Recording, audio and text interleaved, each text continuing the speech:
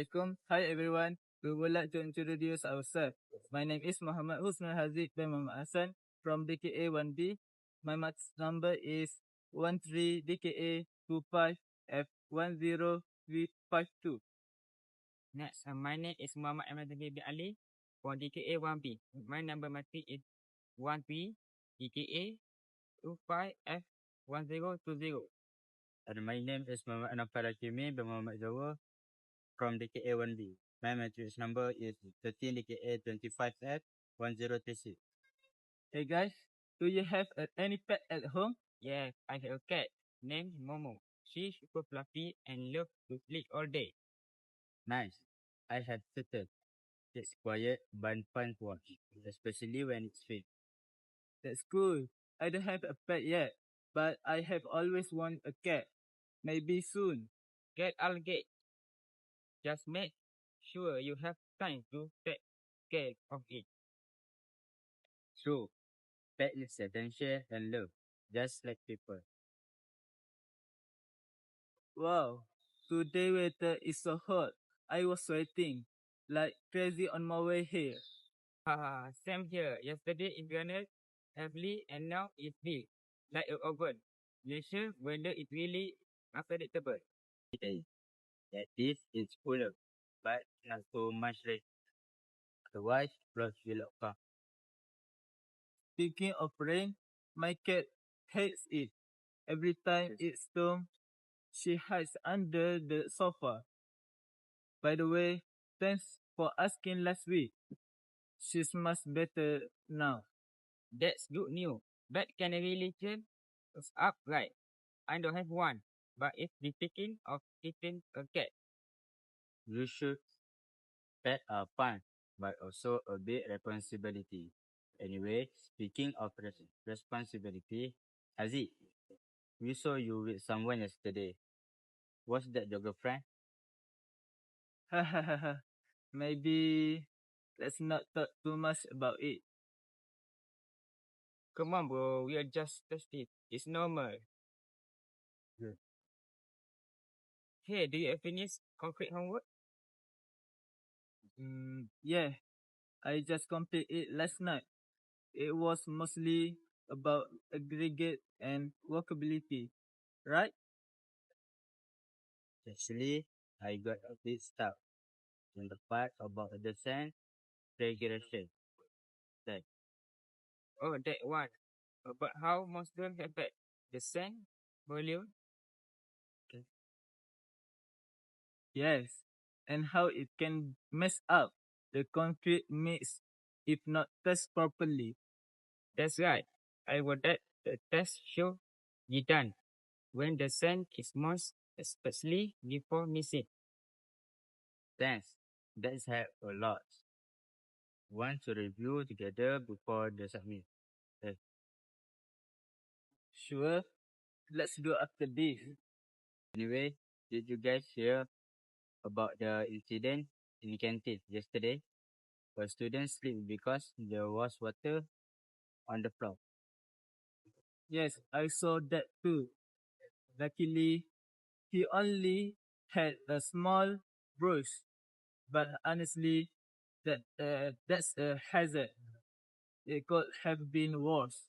Exactly. That can happen anywhere, even in school. Maybe we should use that as a link to today's discussion. Good idea. Okay, let's begin. Let's start with potential hazard. I think fire is one of the most dangerous hazards in both school and workplace. A small spark can spread quickly, especially if people don't notice it early. In a school, for example, one faulty plug in a classroom could cause a fire that spread to the whole building. That's true, Aziz. But we should also remember chemical spill. In scientific lab or factories, spilling chemicals are very dangerous. Some chemicals are toxic, and without proper handling, they can harm people. and the environment. Imagine its acid spill in school lab. It's blocked injured student immediately. I agree with both of you, but don't forget electrical hazard faulty wiring or overload socket can cause shock and even explosion. They are often overlooked but very risk. In fact, in fact, many fires are caused by electrical problem in the first place. Good point, Naufal. Now, when we talk about safety measures, fire drills are essential. School and workplace must train people on how to evacuate during a fire. Every student or worker should know where the emergency exits and are and where to gather outside. Yes, for chemical space, the most important safety level is wearing personal protective equipment PPE like glove, mask, and Google. Worker also need proper training to handle chemicals safely. Without PPE, even a small mistake cannot become a serious accident. And for electrical hazard, regular inspection, R3, maintenance, steam, you check wire, plug, and machine to make sure they are safe. Out of broken equipment should be replaced immediately before it becomes dangerous. Yes, I see your point, but sometimes people don't take safety seriously. For example, some workers ignore PPE because they feel it's uncomfortable. Children also sometimes think safety rules in the lab are boring, so they don't follow them properly. I disagree, Aziz. Weapon is less important than safety. Its people are riot properly and reminded of the risk. They will understand why PPE is necessary. A mask may feel hot, but it can save your life. Your life from inhaling poisonous glass. I support Najmi on this. Training or awareness are key. Without training, even the best equipment will not help because people won't know how to use it correctly. For example, if the fire extinguisher in the room, but no one know how to use it, it's useless. That's a very good example, Naufal. Another important procedure is having an emergency plan. For example, if there is a chemical spill, everyone should know where the emergency shower or eye wash station is. In school, students should know exactly which staircase to use during an evacuation. Yes, an inspection should not be only once in a while. They must be regular. Safety office should check the equipment and environment often. If they only check one a year, small hazard may be missed and become bigger problem. So, safety sign and warning should be placed in the hazardous area. For example, flammable, sign near chemical, wet plot, sign canteen, or hallways, and high voltage. Sign near electrical rooms, this sign remind people to be extra careful. That's true. Without clear signs, people might not even realize the danger until it's too late. I think awareness is the first step towards safety. Exactly. We can have all the rules, but if people Don't pay attention accident will still happen. That's why awareness campaign and safety training are so important. I completely agree. Maybe school and workplace should organize safety talk or workshop more often. Ways. People are reminded regularly about the importance of safety. So to sum up, the potential hazards we have discussed are fire, chemical spills, and electrical hazards. These are common but very dangerous if ignored. And the safety measure included PPE training, regular inspection, clear safety sign, and proper emergency plan. All these steps work together to reduce risk. Exactly. The conclusion is simple.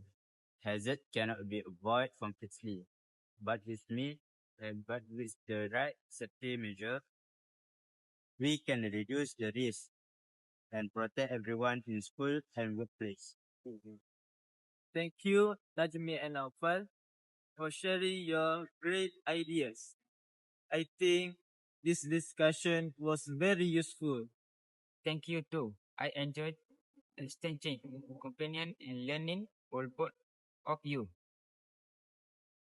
I think we have covered almost all the important points about hazards and safety measures in schools and workplace. From our discussions, it's clear that hazards are everywhere, but the level of risk depends on how well we prepare to face them. Yes, exactly. We discussed potential hazard like fire, chemical spill, electric problem, slippery floor, road accident, and even natural disasters. Should a floor, on the other hand, will also look at the safety step show us using PPE, providing training, carrying out regular inspection, and preparing emergency plan. That's right. And I think what we call all of it and since the hazard cannot be avoided completely. They are part of daily life, but with proper safety measure, awareness, and discipline, the risk can be reduced, and we can protect not only ourselves but also the people around us. What I like about this discussion is that each of us contribute different point of view. For example, I focus more on fire, Najmi explained about chemicals, and Naufal highlight electrical and other issues. It shows that safety is a wide topic and requires teamwork. Yes, teamwork is really important. Safety is not just the job of the teacher, the boss, or the safety officer. Everyone must respectfully one person that know the rules. It's not illegal the whole rule. I agree with you. That's why I believe school and workplace should continue to run awareness campaign, foster drill, and training sessions are not a waste of time. They, they are investment in our safety. Well, say personally, I really enjoy this discussion. Thank you, Najmi and Naufal, for sharing your ideas and examples. I think I have learned something new about safety that I never thought of before. Same here. I think today's discussion reminds us the safety should always come first. Whether we are at the home, at school, or at work. I'm glad we had the chance to share our view. Exactly. I also want to say thank you